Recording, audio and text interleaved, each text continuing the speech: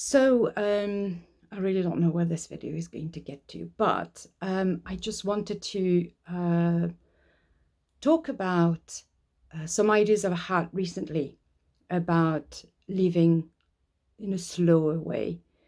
It's been going on for a few years, actually, this sort of process of changing my approach to life. I'm quite an impulsive person.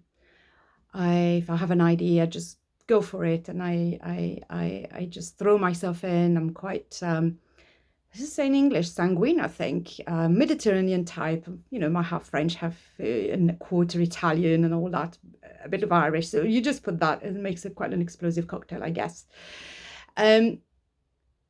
But I don't know if it's due to me turning 50. Me doing Taekwondo for 10 years and getting injured in the process, learning about my body, my limits, my frustrating limits, what I would love to be able to do and my body doesn't allow me to do, or whatever it is. But also, like everything in life, you kind of meet people, you hear people, you read books, you get books recommended, one book leads to another.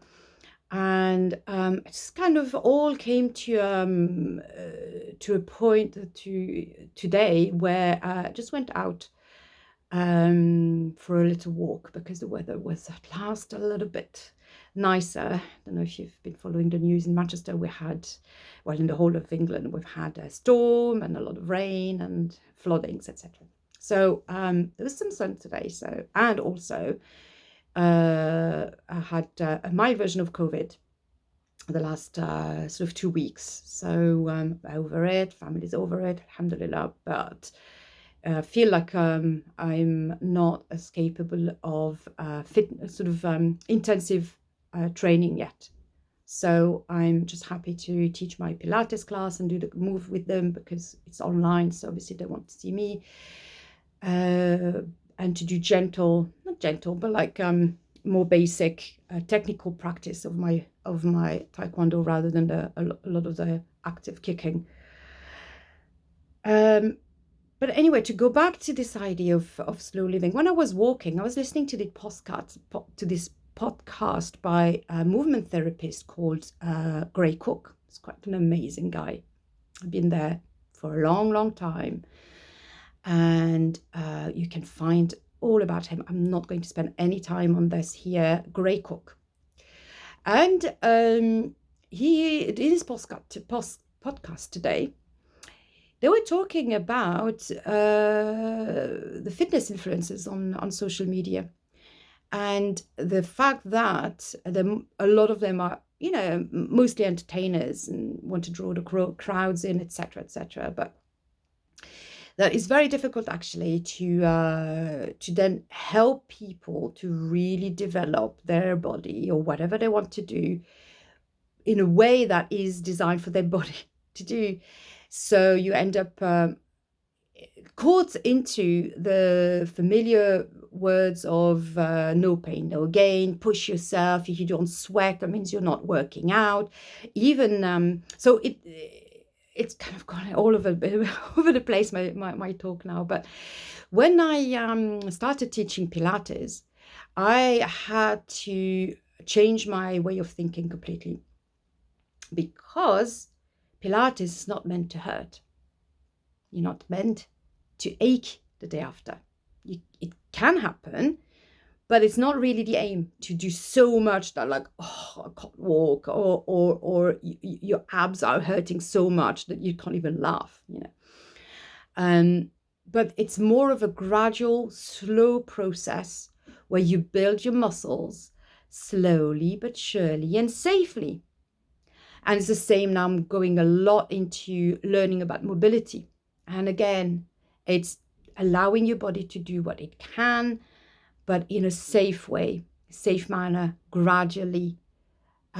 You push yourself, but not like in ways that are going to be so tiring or so difficult that actually it's nearly impossible to do. But you kind of always see whether that your actually real limit, or is it just because you're not used to doing it? But actually, if you kind of lifted your leg a little bit to the side, you actually have a little bit more mobility there. Or you do particular Pilates exercise, and can I actually lift my leg when I do that one, or lift my head when I do that one, just to, and yes, actually I can still keep the form, keep the rhythm, so it's all started to come into my head when I came across that book called Slow by Honoré. I don't know, he's American probably. And it's a wake-up call. It says it's a wake-up call to a world obsessed with going faster.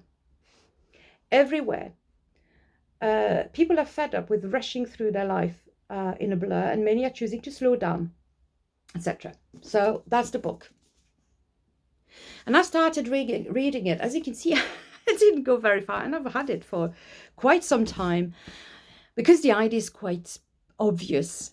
But also, in the meantime, I came across another book on the Japanese approach of Ikigai, which is something like finding happiness through your passion, or doing what you're passionate about, but as part of your normal daily life, and that kind of helps with your general happiness and health, and that helps with longevity.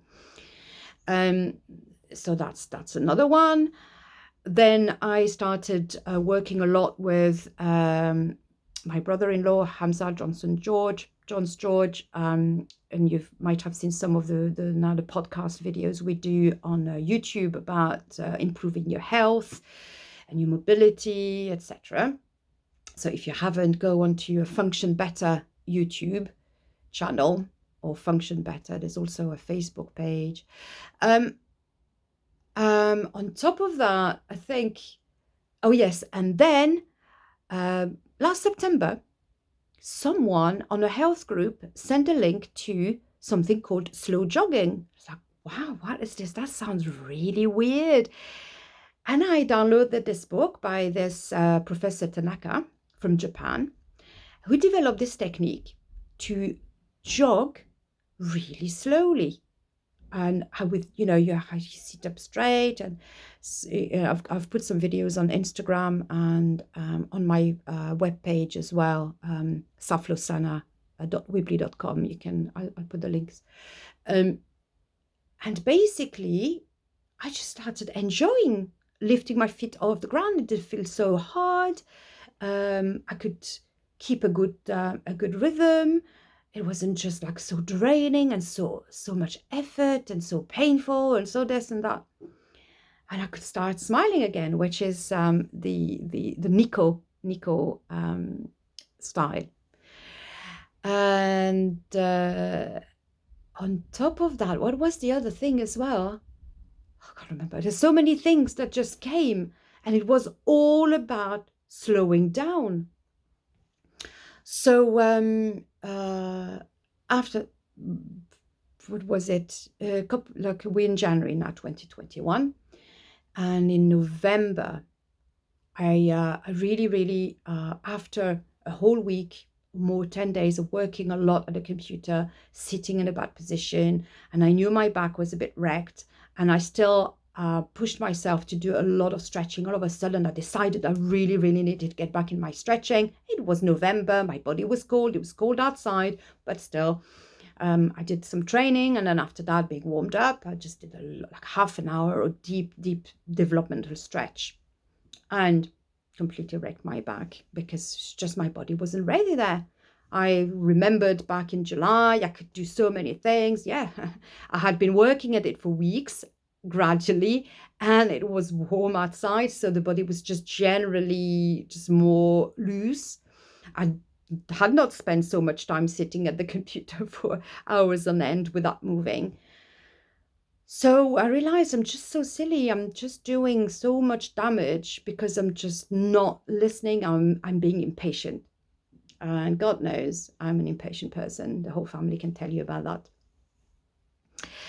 So basically my video here now is just to encourage you to step out of this mentality. I need to lose weight right now, like quickly. So I'm going to go on a crash diet. I need to get fit. So I'm going to go on couch to 5K. Take your time. Yes, these things can be really motivating, can give you a pace to practice, but really the only goal is the one you set yourself. Don't get into a panic. You must do this, you must do that. Who says, just, yes, have a goal of being healthy, have a goal of feeling good in your body, but as well, don't wreck your body by doing it. Just take your time, go slowly, go and have a look at all the books and all the references I've talked about, and just take your time, take care of yourself. I hope you find this interesting and useful, but I just had to get it out of my chest. Be good, be healthy. Assalamu alaikum, peace and blessings upon you all.